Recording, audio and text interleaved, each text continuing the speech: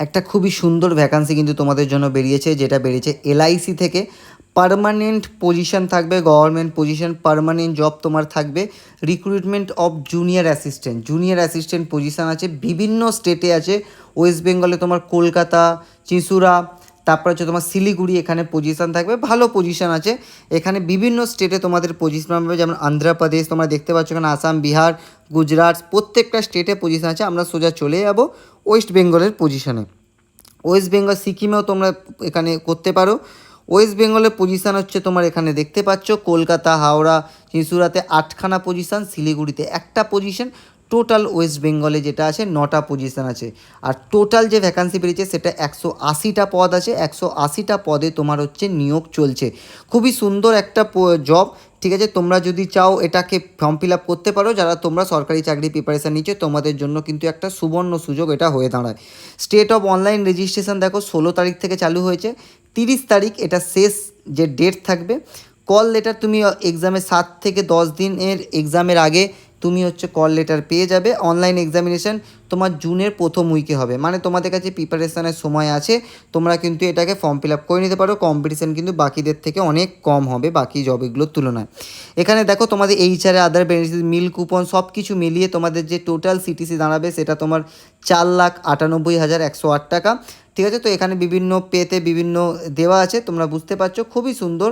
40,000 টাকা মাসে কিন্তু তোমাদের স্যালারি এখানে হয়ে যাবে, যেটা দেখতে পাচ্ছ 41, 39, 38, ঠিক আছে। তারপরে তোমাদের দেখো এখানে আদার বেনিফিটস যেগুলো আছে, যেখানে দেওয়া আছে তোমাদের এটার সাথে কি বেনিফিট, এইগুলো ছেড়ে দিয়ে আমি চলে যাবো মেন ইনফরমেশনগুলোতে, যেটা হচ্ছে 6 মাসের তোমার জয়নিং পর প্রবেশন পিরিয়ড থাকবে। 21 থেকে 30 হচ্ছে তোমার এজ লিমিট। কোয়ালিফিকেশান চেয়েছে simple graduation from any discipline. Graduation থাকলেই, শুধুমাত্র যে কোনো ডিগ্রিতে গ্র্যাজুয়েশন থাকলেই তুমি কিন্তু অ্যাপ্লাই করতে পারবে।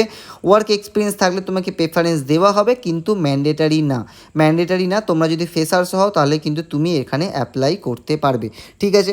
তারপরে চলে যাব যে এক্সাম যে প্যাটার্নটা নেওয়া হবে সেটা কিরম নেওয়া হবে। দেখো অনলাইন এক্সাম আর ইন্টারভিউ তোমার নেওয়া হবে, যেখানে ইংলিশ ল্যাঙ্গুয়েজে তোমার 40টা কোশ্চেন থাকবে 40 মার্কসের জন্য। লজিক্যাল রিজনিংও 40 মার্কসের কোশ্চেন 40 মার্কসের জন্য। তারপরে তোমার হচ্ছে 40 নম্বরের কোশ্চেন। তারপরে জেনারেল অ্যাওয়ারনেসে 40 নম্বরের কোশ্চেন, 40টা মার্কস। নিউমারিক্যাল এবিলিটি মানে কোয়ান্টস তোমার 40 নম্বরের থাকবে। কম্পিউটার স্কিল তোমার 40 নম্বরের থাকবে। তাহলে তো টোটাল 200 নম্বরের তোমার পরীক্ষা হবে, 200টা কোশ্চেন, 5টা সেকশান, 2 ঘন্টা সময়, ঠিক আছে। আর অনলি ইংলিশ, কেউ কিন্তু বাংলা বা হিন্দিতে পরীক্ষা দিতে পারবে না, তোমার পরীক্ষা কিন্তু পুরোটা ইংলিশে হবে, ঠিক আছে। তারপরে কথা বলবো ইন্টারভিউ ফাইনাল সিলেকশন হবে তোমাদের, এখানে দেখতেই পাচ্ছ।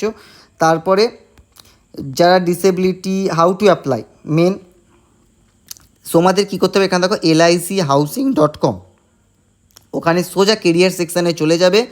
ওখানে প্রথমেই তুমি কিন্তু দেখতে পেয়ে যাবে এই জবের নোটিফিকেশানটা।